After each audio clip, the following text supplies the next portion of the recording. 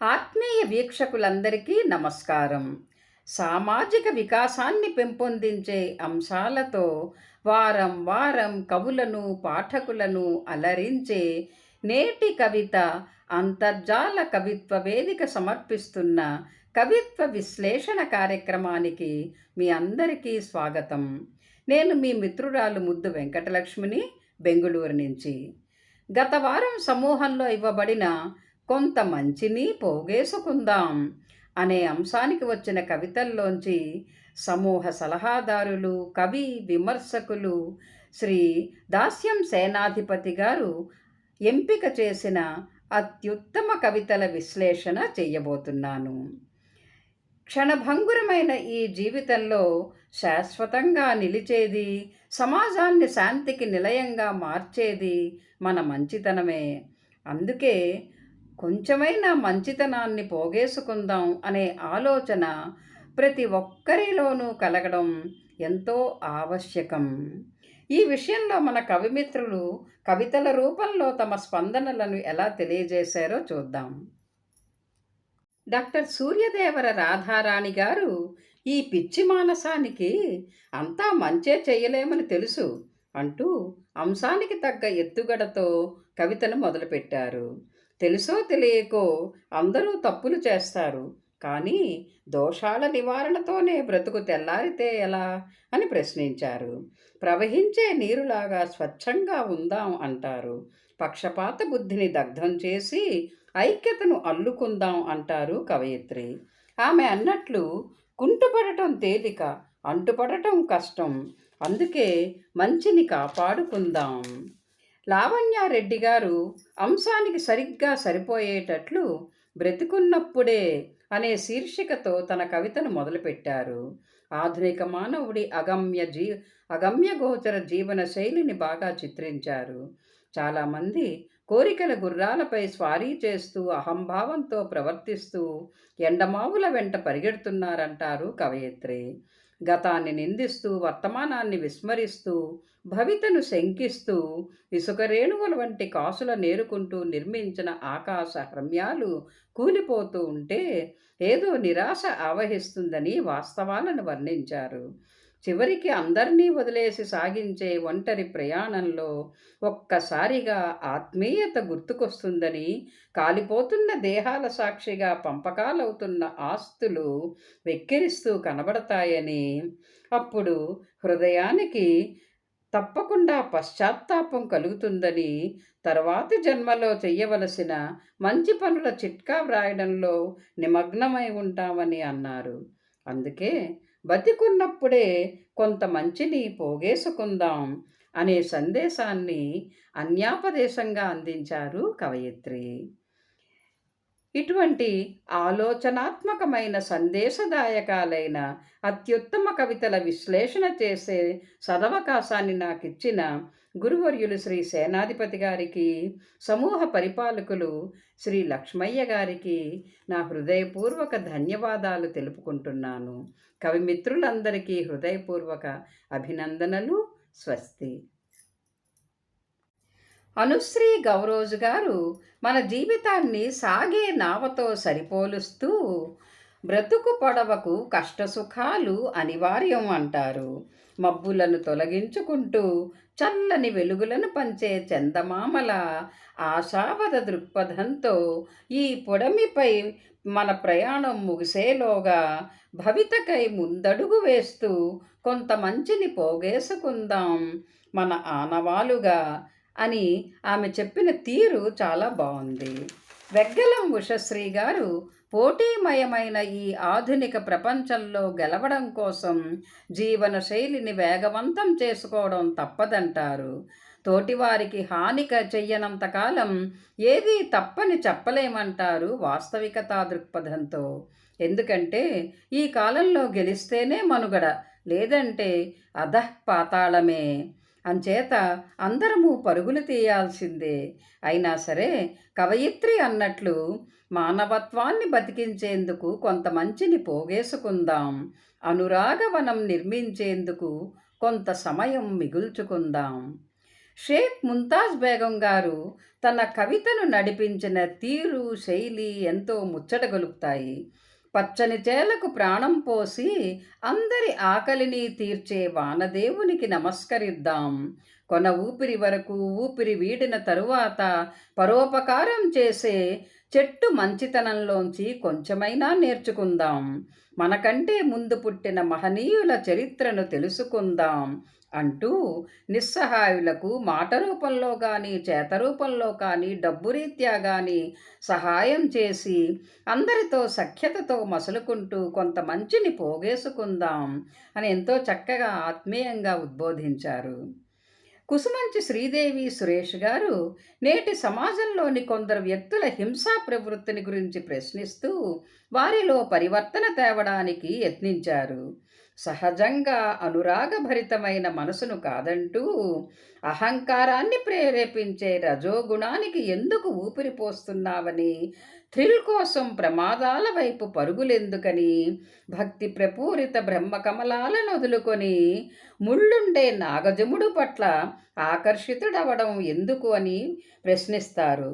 దౌర్జన్యాన్ని మాని తరువులా పరోపకారంతో జీవించమని, ప్రోది చేసుకునే మంచి మన తరువాత మన ఆత్మకు చిరునామాగా మారుతుందని మంచి సందేశమిచ్చారు కవయిత్రి. కొమరవెల్లి అంజయ్య గారు నేటి సమాజంలోని కొందరు రాజకీయ నాయకుల నిజస్వరూపాన్ని తూర్పారబట్టారు. వాళ్ళు స్వార్థంతో ఆస్తులను, భజన బృందాలను పెంచుకుంటున్నారని, ఎంగిలి చేత్తో కాకిని కొట్టని పిసినారులు అపర కర్ణుల్లా పోజులు కొడుతున్నారని, మానవత్వం మరిచిన ఆ రాక్షసుల గుంపులో చేరవద్దని ఉపదేశించారు కవి. చెట్లను పెంచే వేర్లలా మారుదామని, పసిపిల్లల్ని, వృద్ధుల్ని ప్రేమగా చూసుకుందామని అన్నారు. ఇతరులకు చేయూతనిద్దామని, కనీసం మాట సాయమైనా చేద్దామని అన్నారు. మంచి చెయ్యకపోయినా హాని చెయ్యొద్దన్నారు. అదీ చేత కాకపోతే నోరు మూసుకోవాలని చివరి పంక్తిలో ఓ చరుపు చరిచారు. కొలచిన విజయభారతి గారు చిన్ని నా బొజ్జకు శ్రీరామరక్ష అంటూ ఎంతసేపు మన కష్ట సుఖాలు మన కడుపు నింపుకోవడాలేనా అంటూ అంశానికి 100కి 100 పాళ్ళు సరిపడే ఎత్తుగడతో కవితను ప్రారంభించారు. కూడులేని అన్నార్తుల పాలిటి మెతుకవుదాం, గూడులేని దీనార్తులకు బతుకునిద్దాం, స్వార్థాన్ని విడనాడి అందరూ బావుండాలి, అందులో మనం ఉండాలి అని ఎంతో సౌమ్యంగా చెప్పారు. కవయిత్రి అన్నట్లు పోయేటప్పుడు మనం తీసుకుపోయే మూటలేమీ లేవు, ఎంతో కొంత మంచిని మూటగట్టుకొని దాటుకుపోదాం. రమాదేవి బుక్కపట్నం గారు మోసాల నిలయమైన నేటి సంఘాన్ని చిత్రించారు తన కవితలో. స్నేహం, సోదరభావం కనుమరుగై పక్కవాడిని దోచుకోవడమే పరమావధిగా సాగుతున్నారు మనుషులంటారు ఆమె. అయినా మనం చెయ్యగలిగే పని హృదయానికి జాలి, దయ, నీతి, న్యాయం అనే పాఠాలు నేర్పుదాం. బంధాలను అందంగా నిలుపుకుందాం. వెంటరాని ఐహిక సుఖాలను విడిచిపెట్టి మంచితనాన్ని కొంగున మూటకట్టుకుందాం, మన కోసం ఒక కన్నీటి చుక్క కోసం అంటూ ఎంతో ఆర్ద్రంగా రాశారు ఆఖరి పంక్తిని. లింగుట్ల వెంకటేశ్వర్లు గారు అనవసరమైన వాటి కోసం వెంపర్లాటలు మాని, స్వార్థాన్ని వీడి మనిషిగా ఎదిగి ఒదిగి పక్కవారికి మాట సాయమో చేతి సాయమో చెయ్యాలంటారు. అహంభావం వదిలి ఆత్మీయతతో ఎదుటివారిని అర్థం చేసుకొని వారికి నచ్చిన విధంగా మసులుకుంటే ఆత్మతృప్తి కలుగుతుందంటారు. మనిషిగా నిలిచే అవకాశాన్ని, అదృష్టాన్ని పొందుదామన్నారు. ఆయన ప్రయోగించిన మనసుతనం అనే పదం చాలా బాగుంది. ఉరిమళ్ళ సునంద గారు పండుటాకులా రాలిపోయే జీవితాన్ని పరిమళాలు పంచే పువ్వల్లే చేసుకుందాం అని అందమైన ఎత్తుగడతో మొదలుపెట్టారు తన కవితని. ఉరుకులు పరుగులతో ప్రవాహంలా సాగిపోతున్న జీవితాన్ని కొంత నదీపాయలా చేసుకుని తీరమంతటిని పచ్చని పైరుగా మార్చి 10 మంది ఆకలి తీరుద్దాం. తనువును తరువులా మార్చుకొని చల్లని మాటల నీడనిద్దాం. గమ్యం తెలియని మనస్సుకు పరోపకార చందనం అద్దుదాం. ఇలా ఇలా కొంతైనా మంచిని పోగేసుకుంటే ప్రత్యేకమైన ఈ మానవ జన్మ చరితార్థమవుతుందంటూ దిశానిర్దేశం చేశారు కవయిత్రి. ఈమె కవితలోని ఆవగింజంతైన ఆత్మతృప్తి, ఆరాటాల ఉక్కపోత వంటి పదాలలోని తెలుగు నుడికారం పఠితలను ఆకట్టుకుంటుంది. సత్యసుధా కట్టమంచి గారు సహజమైన కరుణ ఉన్న మనుషులం కాబట్టి అప్పుడప్పుడు ఇతరుల కష్టం చూసి స్పందిస్తాం. దప్పిక తీర్చే సెలయేరులానో సాంత్వననిచ్చే తరువులాగానో మారిపోవాలనిపిస్తుందంటారు. అప్పుడు మానవత్వం మహావృక్షంగా ఎదుగుతుందని, తోటి జీవరాశులన్నీ బంధువులవుతాయని వర్ణిస్తారు కవయిత్రి.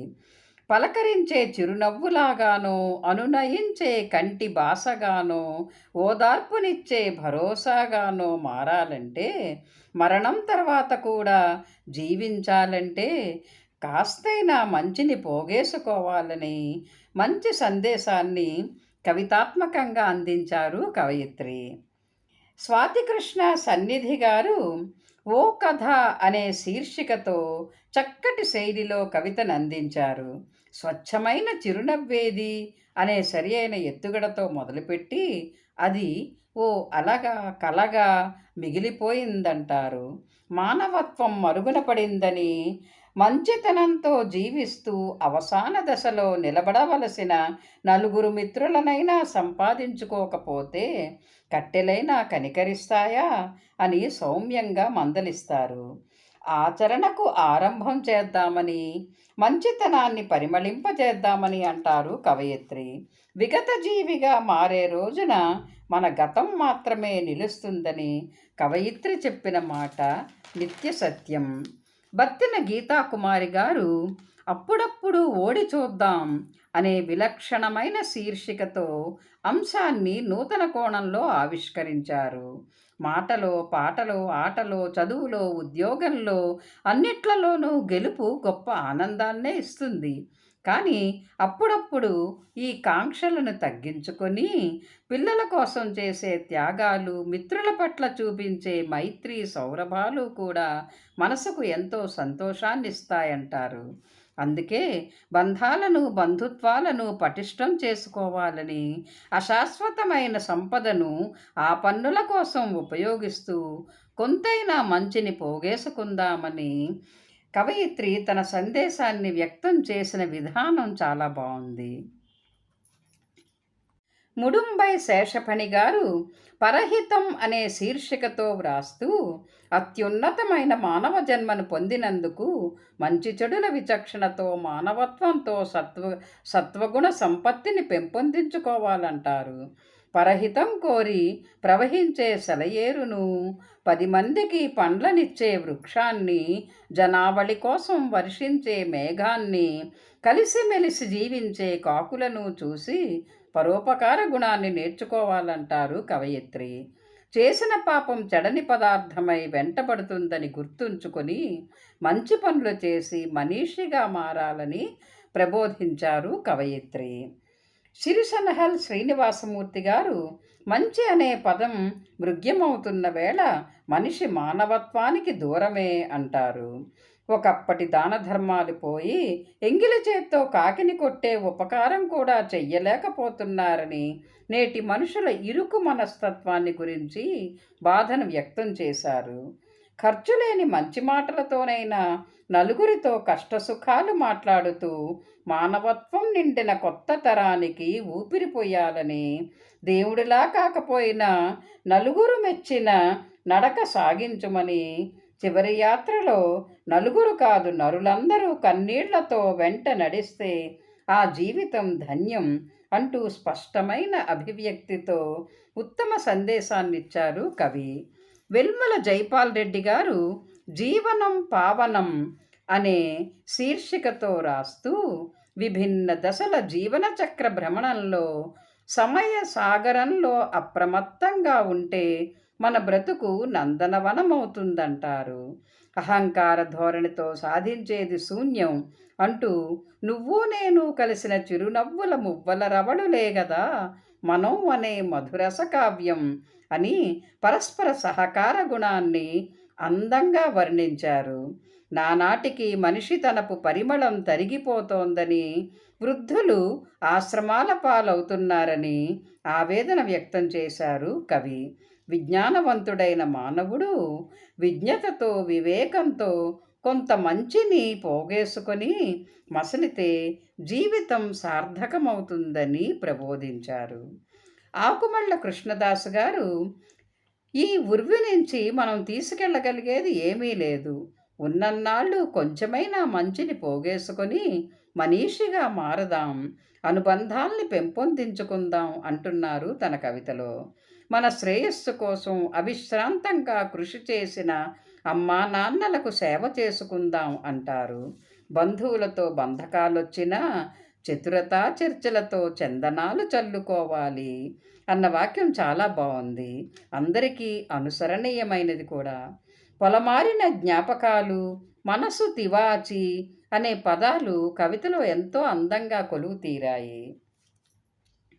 డాక్టర్ సూర్యదేవర రాధారాణి గారు ఈ పిచ్చి మానసానికి అంతా మంచే చెయ్యలేమని తెలుసు అంటూ అంశానికి తగ్గ ఎత్తుగడతో కవితను మొదలుపెట్టారు.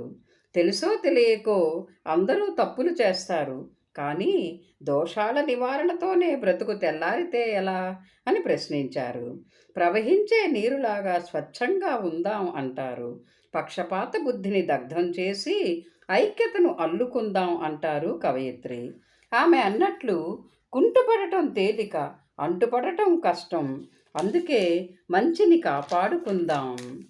లావణ్యారెడ్డి గారు అంశానికి సరిగ్గా సరిపోయేటట్లు బ్రతికున్నప్పుడే అనే శీర్షికతో తన కవితను మొదలుపెట్టారు. ఆధునిక మానవుడి అగమ్యగోచర జీవన శైలిని బాగా చిత్రించారు. చాలామంది కోరికల గుర్రాలపై స్వారీ చేస్తూ అహంభావంతో ప్రవర్తిస్తూ ఎండమావుల వెంట పరిగెడుతున్నారంటారు కవయిత్రి. గతాన్ని నిందిస్తూ, వర్తమానాన్ని విస్మరిస్తూ, భవితను శంకిస్తూ, ఇసుక రేణువుల వంటి కాసుల నేరుకుంటూ నిర్మించిన ఆకాశ హర్మ్యాలు కూలిపోతూ ఉంటే ఏదో నిరాశ ఆవహిస్తుందని వాస్తవాలను వర్ణించారు.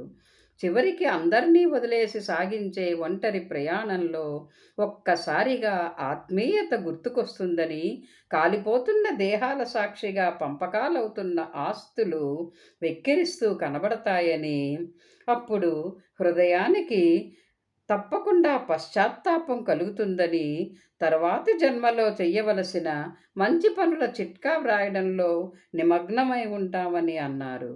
అందుకే బతికున్నప్పుడే కొంత మంచిని పోగేసుకుందాం అనే సందేశాన్ని అన్యాపదేశంగా అందించారు కవయిత్రి.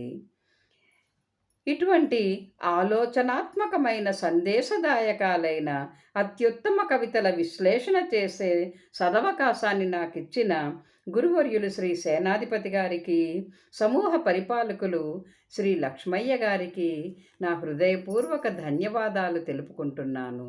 కవిమిత్రులందరికీ హృదయపూర్వక అభినందనలు. స్వస్తి.